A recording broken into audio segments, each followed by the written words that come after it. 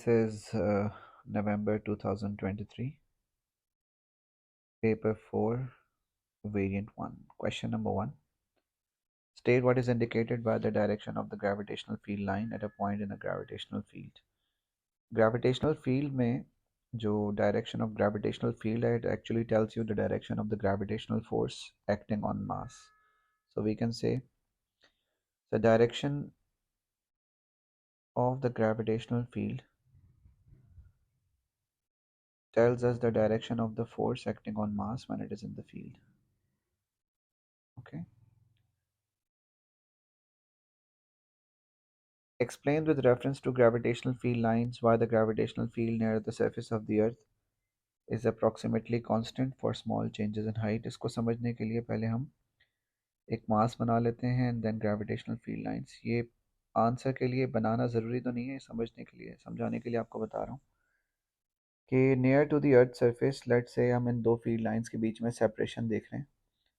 ये separation approximately constant है, लेकिन अगर हम इसको आगे चलकर देख रहे हैं तो आप देख रहे हैं कि सेपरेशन इंक्रीज होती जा रही है, लेकिन सिग्निफिकेंट चेंज आप देख रहे हैं लाइन 1 और लाइन 2 ऑलमोस्ट सेम लेंथ की हैं, लेकिन अगर हम 1 और 2 को 3 से कंपेयर करें तो 3 की लेंथ बहुत ज़्यादा है, विच मीन्स कि हम near to the earth surface field lines को पैरेलल कंसिडर कर सकते हैं, क्योंकि आपको पता है पैरेलल लाइंस वो होती हैं जिनके बीच में सेपरेशन सेम होती है. तो सेपरेशन ऑलमोस्ट कांस्टेंट है near to the earth surface, और जैसे जैसे आप ऊपर जा रहे हैं तो सेपरेशन में अच्छा खासा सिग्निफिकेंट चेंज आ रहा है. So near to the earth surface gravitational field lines are almost parallel. That's why the gravitational field strength will be considered constant. अर्थ की सरफेस के करीब इसीलिए हम g की जो वैल्यू है 9.81 वो कांस्टेंट कंसिडर करते हैं फॉर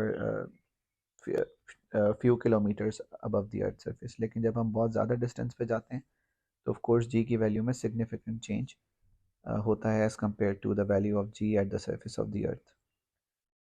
Then part B में लिखा हुआ है our large isolated uniform sphere has mass capital M and radius r. Point P lies on a straight line passing through the center of the sphere at a variable displacement x from the center as shown in figure 1.1. Figure 1.2 shows the variation with x of the gravitational field G at point P due to the sphere for the values of x for which P is inside the sphere. The magnitude of gravitational field at the surface of the sphere is y. अच्छा, ये gravitational field का magnitude which means gravitational field strength की बात हो रही है. So y is gravitational field strength, जिसको हम जी से रिप्रेजेंट करते हैं, और उसका फॉर्मूला होता है जी का GM अपॉन आर स्क्वायर. सही है. Now you have to determine an expression for Y in terms of M and R. Identify any other symbols that you use. तो हमें पता है जो जी का फॉर्मूला है वो है GM अपॉन आर स्क्वायर, लेकिन वो स्मॉल जी को कैपिटल वाई से रिप्रेजेंट कर रहे हैं, तो हमने सिर्फ और सिर्फ सिंबल चेंज कर देना है. Y is equal to GM upon R square, and then they want कि हम कोई एक्स्ट्रा सिंबल यूज़ कर रहे हैं. So extra symbol is capital G which is universal gravitational constant, और ये डेटा में भी आपको लिखा हुआ मिल जाएगा universal gravitational constant. Explain why eight the surface of the sphere G always has the opposite sign to x. तो बेटा अगर हम स्फीयर बना लेते हैं, ये स्फीयर का सेंटर है, ठीक है.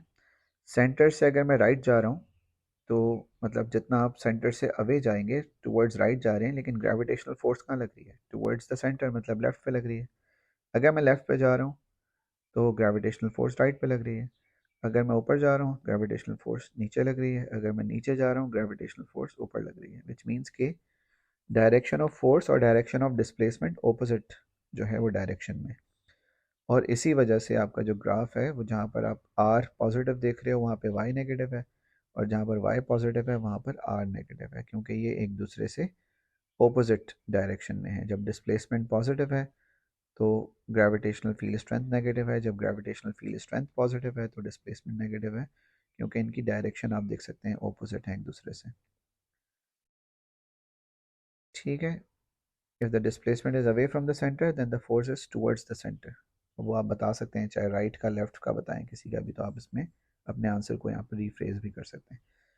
Part 3 complete figure 1.2 to show the variation of G with x for values of x up to plus minus 3r for which point P is outside the sphere. अच्छा, अब हमें पता है कि g का फॉर्मूला होता है gm अपॉन आर स्क्वायर, सही है।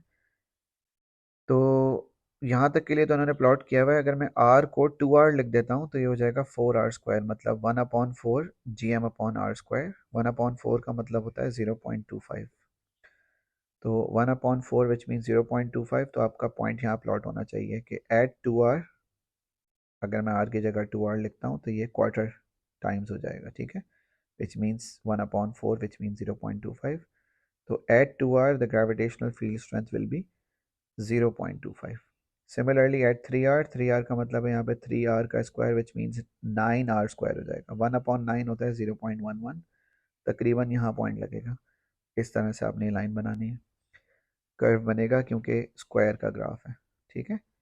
देन इसी तरह से जब जैसे आपको पता है कि 2r पर 0.25 है तो नेगेटिव 2r पर पॉजिटिव 0.25 होगा, और इसी तरह से नेगेटिव 3r पर पॉजिटिव 0.11 पर पॉइंट लगेगा, और ये लाइन इस तरह बनेगी, ठीक है। एक ये ग्रेडियंट हमने बनाया है, कर्व बनाया है, और एक यहाँ कर्व बना है।